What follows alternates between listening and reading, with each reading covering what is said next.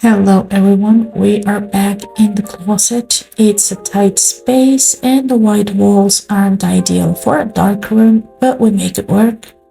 Now I'm checking all of my materials and lights before I begin, and I make sure my safe light is working. Unfortunately, my old infrared camera stopped working, so I will have to rely on my cell phone for this red light session. Before we start working, it's time to set the mood, so I pour myself a glass of rosé and I make sure to play soothing music on the old iPod. This is the materials I will be working with. I have Ilford Chemistry, which is the rapid fixer on a dilution of 1:9, and Ilfosol 3, which is a film developer, but will make a different solution, so it will work on paper. I will also use this paper. It's a multigrade black and white on pearl finish Ilford 5x7, which I cut in half to have 5x3.5 inches prints. Now I'm mixing 1 part of developer and 5 parts of bottled water. This is not tap. I use these specific dilutions since the Ilfosol 3 is a film developer, not paper, but by making it stronger, you can actually work on black and white prints really well. And for my fixer, I use half a measure of my canister and 4.5 measures of bottled water.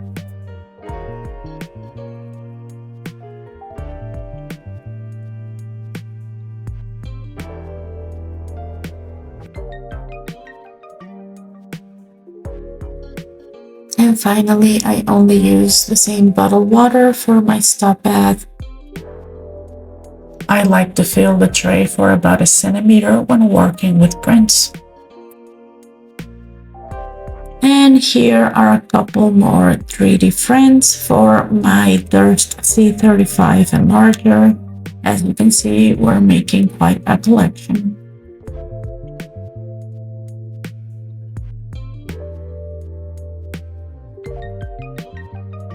The frame we will be working on is number 35, which is a shot of a pair of jeans hanging from a wooden rod.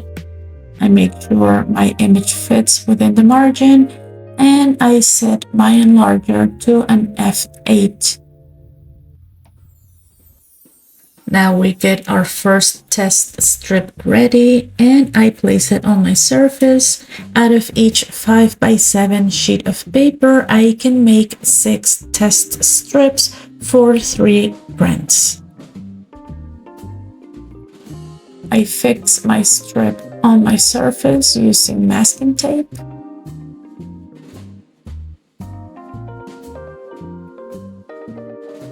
And with my enlarger set to an f8, I expose each section of my strip for 2 seconds.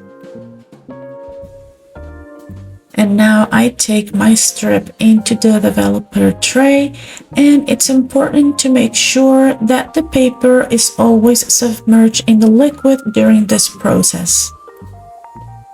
Alternatively, you could just push the paper upside down, but we will miss all the magic that happens right there.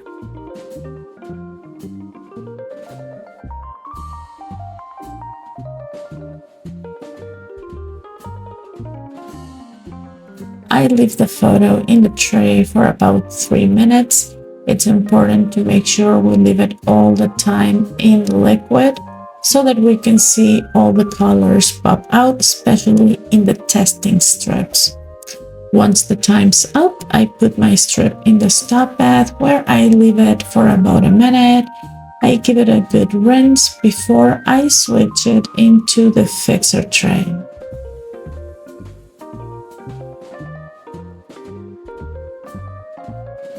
And I leave my strip in the fixer tray for about 10 minutes.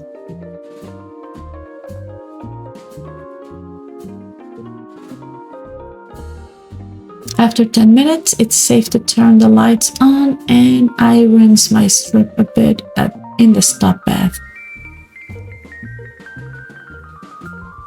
So as you can see at f8, the photo works really well. In the very last section is where I feel I can appreciate the details more, especially of the little wooden ceiling. But I do believe my picture will require maybe 2 more seconds of exposure.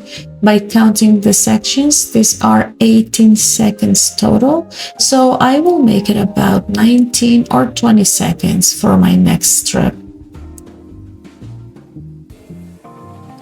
I get my general strip out of the pocket and I fix it on my board with 2 pieces of masking tape.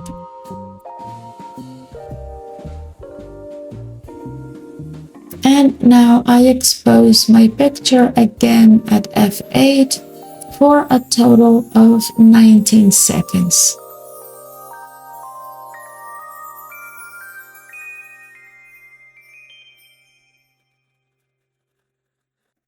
Once again, my strip goes into the developer tray and I leave it there for about 2 to 3 minutes. In this occasion, my strip should look a lot darker than the previous one.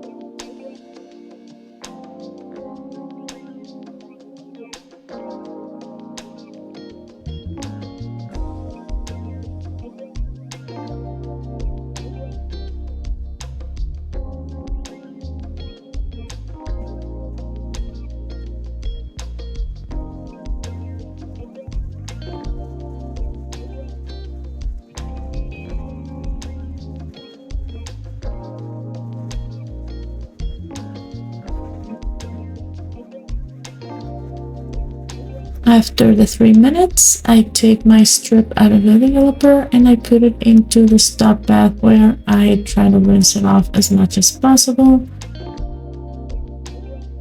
And I put it into the fixer tray where I leave it for about 10 minutes. When the time's up, I put it back into the stop bath and I examine my new strip. As you can see, the details in the background are much more noticeable, and even though the pair of jeans seem to be too dark, they were actually in a silhouette, as you can see from the shine around them, but you can still appreciate the wrinkles in the fabric and the details in the bandana that are hanging next to the jeans. So it's time to set my picture. I get one of my pre-cut halves and I place 4 pieces of masking tape, 1 on each corner.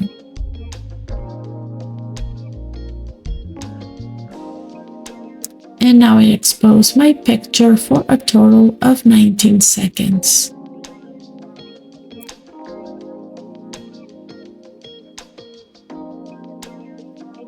This picture must have been taken in the year of 2003, so it's probably 23 years old. I can't remember the exact date that it was taken, but I was still learning to measure lights. Now it's time to put it into the developer. Since this is a much bigger piece of paper, it's important to make sure it doesn't float up. As you can see, I'm using a little plastic stick. Because it is much bigger, it's a lot easier for paper to float, so we have to be continuously supervising the paper so the developing process is completely even. And as you can see now, the picture just looks as dark as the previous strip in the red light. And from here, I can notice the details in the background and they seem to be much sharper, but I will still leave my picture in there for the full 3 minutes. And after the 3 minutes, I take my photo into the stop bath for a minute. And after the minute is done, I put it in the fixer tray where it will last for 10 minutes. And this is the final result. As you can see, the grayscale in the background is really well. As you can see all the details in the background, but still notice the wrinkles in the front person, which are the jeans. You can also see the details in the bandana, a couple of loose strings from the bottom of the jeans, and the highlights in the wooden rods. I am really satisfied with the result of this picture. And now it's time to move to the next frame, which is number 16. This is a side shot of a piano at a music studio, and I place my film into the canister, making sure it's perfectly centered, as we don't want to chop any part of this image off. I make sure it fits in my margin, and this is very bright, so I leave these in F11. I take one of my paper strips, and remember to always keep the bag back into the cardboard bag so there are no light leaks in your paper. I make sure I get the glossy side up, and I fix the paper on my surface with masking tape.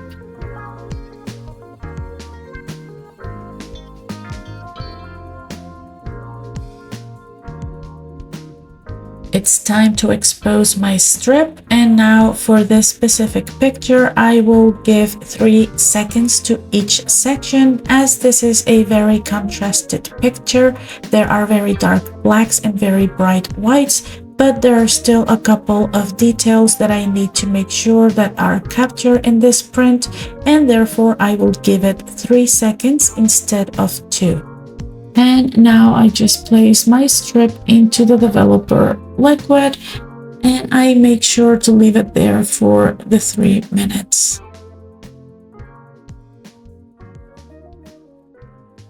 This strip is actually upside down, but you can see the white areas are the white keys, and we can see a little detail of the black keys. Only a few keys are focused, and the rest of the picture is okay. But you can still see a couple of the dividing lines between the white keys. So I want to make sure I capture this detail, so I have to choose the right exposure. That's why I left 3 seconds instead of 2 seconds on each section.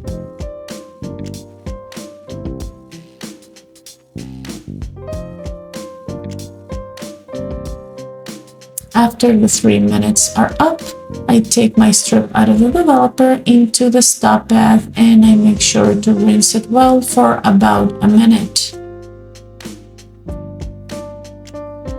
And now it's time to put it in the fixer, where it will remain for 10 minutes. As you can see, the bottom is very light, and by counting all the seconds, my favorite section was the 4th section of the picture. So I must leave my paper for the next strip for about 12 seconds. I will add 1 more second for safe measure, as I lose a little bit of detail from the reflection of the light of the black keys and the white keys themselves. It's time to get our second strip ready, and we fix it on our board with a bit of masking tape. So now I am exposing my next strip for 13 seconds.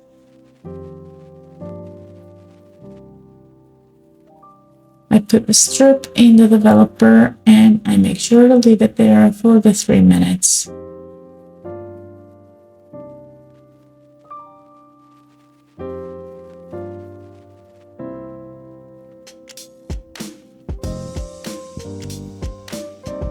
From here, I can see that the white areas have darkened a little bit, and this is a good sign, as I don't like my white objects to be as white as the paper itself. There should be some degree of exposure. I rinse off my strip before I put it in the fixer tray.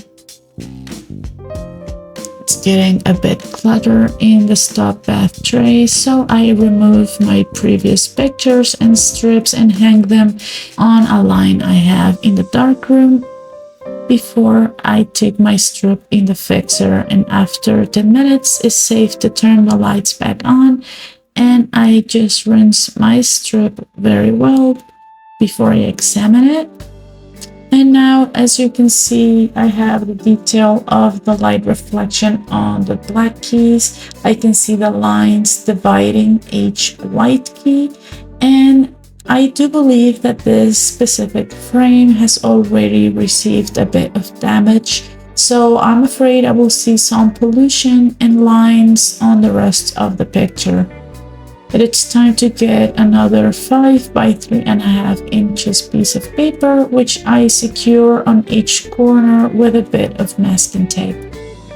And once again, I expose this picture for 13 seconds.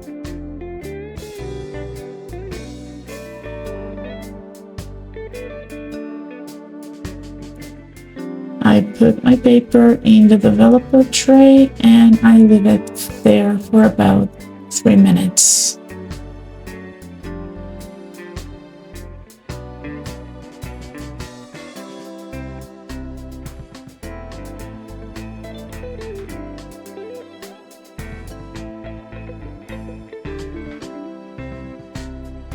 I want to make sure that the dark areas of the picture get very dark, so I just make sure that it's the only part covered in the picture for a few seconds.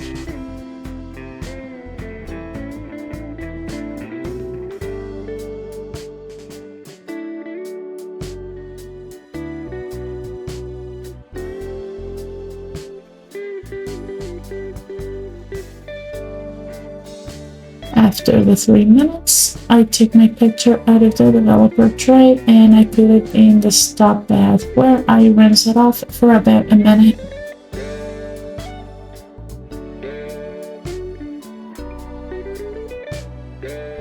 And finally, I put my picture in the fixer tray and I leave it there for the next 10 minutes. After the 10 minutes are up, I can take my picture into the normal light safely, and I put it in the stop bath for about a minute before I can review it. So as you can see, I can see the lines dividing the white keys. The white keys are not as white as the paper itself. I can see some lines and white specks on my dark areas, which are part of the damage of this frame. But in general, I really like this picture. I took this picture about 25 years ago when I was learning to use my camera in low light settings without using a flash.